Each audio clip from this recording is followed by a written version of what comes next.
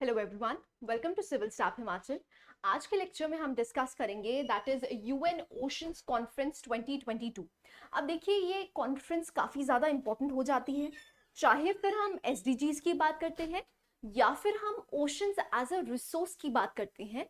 जो भी climate change हो रहा है वो ओशंस पे कैसे इफेक्ट हो रहा है उसके बारे में देखेंगे। सो लेट्स स्टार्ट द टॉपिक। उससे जाने से पहले आप कुछ हमारे फ्री इनिशिएटिव्स देख सकते हैं।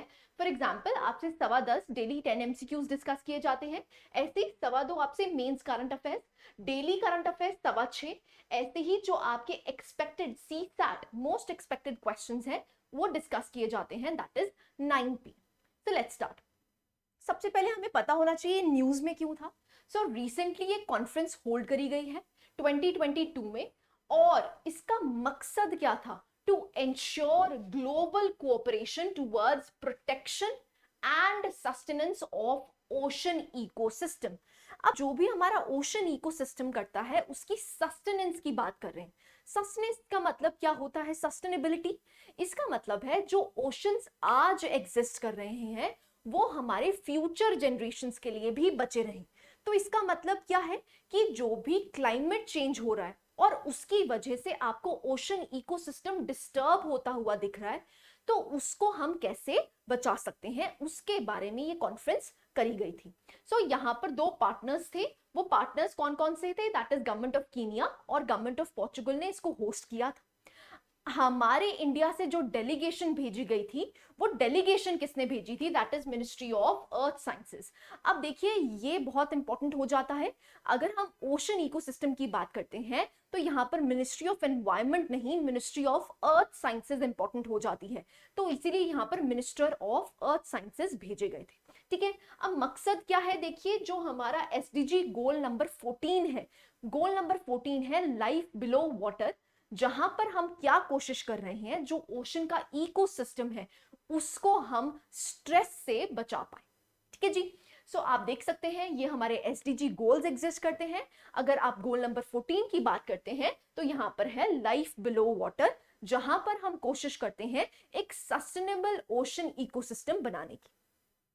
अब ये वाली स्लाइड काफी इंपॉर्टेंट हो जाती है क्योंकि यहां से आपको देखने को मिलेगा the interlinkage between climate change and the changing ocean ecosystem.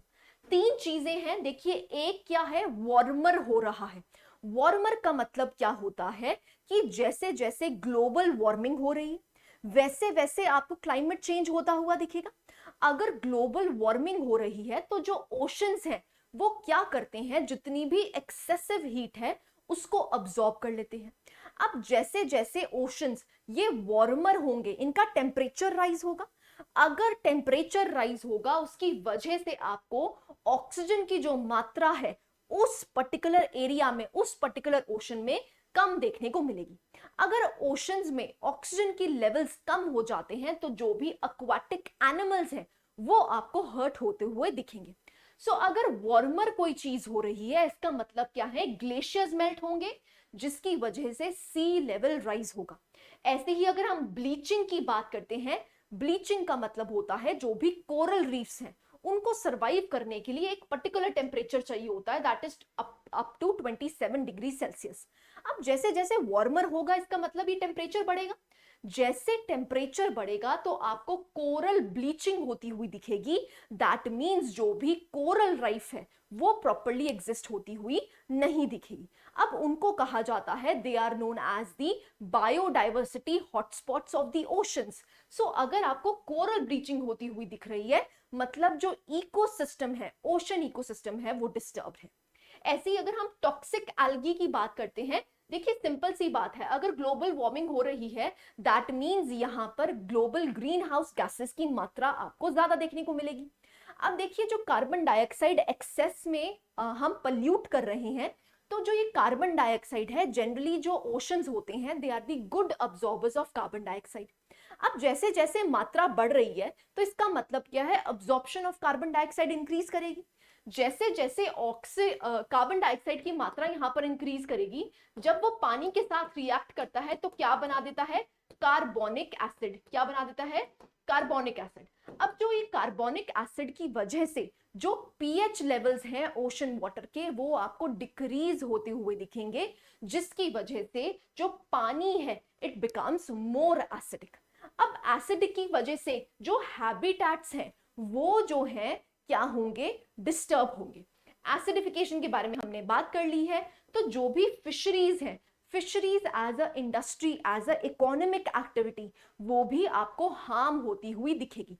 सो आप अगर ओशंस को जब भी क्लाइमेट चेंज से रिलेट करना चाहते हैं तो ये तीन चीजें आपके माइंड में आ जानी चाहिए कि सबसे पहले वार्मर हो रहा है, वार्मर होने की वजह से जो हैबिटेट लॉस है, और जो आपको कोरल ब्लीचिंग, सी लेवल राइज देखने को मिल रहा है, वो किसकी वजह से देखने को मिल रहा है, that is warming of the temperature of the oceans. ऐसे ही अगर वार्मिंग हो रही तो लेस ऑक्सीजन लेवल्स देखने को मिलेंगे, लेस ऑक्सीजन लेवल्स देखने को मिलेंगे तो आपको toxic algae and so on देखने को मिलेगा। जो भी ओशन इकोसिस्टम है वो सरवाइव होता हुआ नहीं दिखेगा। ऐसे ही अगर हम एसिडिटी की बात करते हैं, क्योंकि यहां पर कंसंट्रेशन ऑफ कार्बन डाइऑक्साइड बढ़ रही है, that is leading to the formation of carbonic acid, that is pH levels कम होते हुए दिखेंगे, तो आपको एसिडिफिकेशन देखने को मिलेगा। ठीक है जी, जिसकी वजह से जो इकोसिस्टम है ओशंस का वो आपको हार्म होता हुआ दिखेगा। अब इस कॉन्फ्रेंस में की एजेंडास क्या थे? सबसे पहला की एजेंडा है that is moratorium on deep sea mining.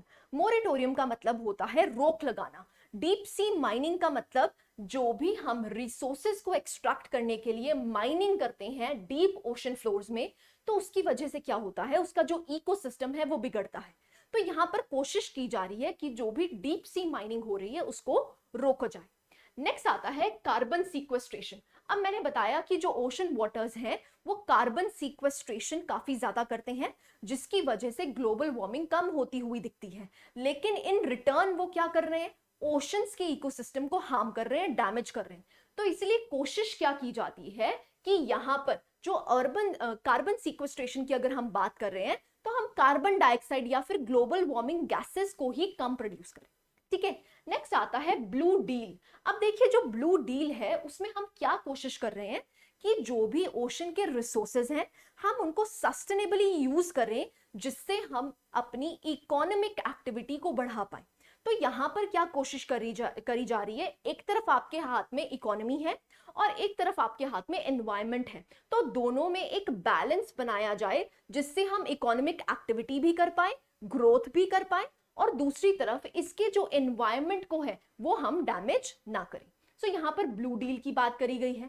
ऐसे ही अगर थ्रेट टू ओशंस की बात करते हैं तो जितने भी इसके इश्यूज हैं, for example global warming, pollution, plastic pollution, acidification, इसको एड्रेस करने की भी बात की गई थी। सो आप देख सकते हैं कि एजेंडास क्या है, moratorium on deep sea mining, carbon sequestration, blue deal और थ्रेट टू ओशंस। ठीक है जी। सो अगर हम देखते हैं कि सस्टेनेबल ओशन इकोसिस्टम को बढ़ाने के लिए इसके अलावा और कौन से इनिशिएटिव्स लिए गए हैं इंटरनेशनली भी, और इंडियन गवर्नमेंट ने क्या क्या लिया है उसके बारे में पढ़ते हैं। तो पहला इनिशिएटिव देखते हैं, that is decade of ocean science for sustainable development. Very very important, आपसे प्रीलिम्स में पूछ सकते हैं कि यूएन ने 2021 से लेकर 2030 तक ये जो डेकेड है यहां पर किसकी बात करी गई है। So ocean sciences for sustainable development की बात करी गई है। तो यहां पर हम ओशन हेल्थ की बात कर रहे हैं, ओशन के इकोसिस्टम को बढ़ाने की बात कर रहे हैं, sustainable uses of ocean resources की बात कर रहे हैं। तो यहां पर यूएन ने डेकेड को ही घोषित कर दिया है, that is a decade for sustaining the ocean ecosystem. ठीक है जी। सेकंड आता है that is world ocean day. World ocean day हम बनाते हैं दैट इज 8 जून को। यहां पर क्या किया जाता है, we need to celebrate the role of oceans in our life. अब एवरीडे लाइफ में जो भी पानी है, पानी की यूजेज कितनी ज्यादा इंपॉर्टेंट है, पानी के बिना लाइफ ही पॉसिबल नहीं है। तो उसको सेलिब्रेट करने के लिए हम 8 जून क्या घोषित किया है, वर्ल्ड ओशन डे। ऐसे ही अगर हम मरीन प्रोटेक्टेड एरियाज की बात करते हैं तो मरीन प्रोटेक्टेड एरियाज वो एरियाज हैं जहां पर हम प्रोटेक्शन प्रोवाइड करते हैं जितने भी मरीन रिसोर्सेज अवेलेबल हैं। ऐसे ही अगर हम ग्लो लिटर पार्टनरशिप प्रोजेक्ट की बात करते हैं, अब ये काफी ज्यादा इंपॉर्टेंट है, एक्सप्लिसिट क्वेश्चन प्रीलिम्स में भी पूछ सकते हैं।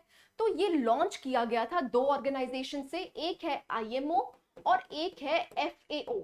IMO is International Maritime Organization, FAO is food and agricultural organization. So यहां पर क्या किया गया था, जो इनिशियल फंडिंग है वो गवर्नमेंट ऑफ नॉर्वे ने दी थी। यहां पर बात क्या करी जा रही है, जो प्लास्टिक लिटर है, ग्लो लिटर, सो इसका मतलब क्या है, जो ग्लोबल लिटर है वो किसकी वजह से ज्यादातर आपको देखने को मिलता है, that is from the marine plastic. So ये जो प्लास्टिक वेस्ट है इसकी वजह से जो गंदगी हो रही है, जो लिटर है, वो उसको गैदर करने के लिए, उसको एड्रेस करने के लिए दो ऑर्गेनाइजेशंस ने इनिशिएटिव लिया है।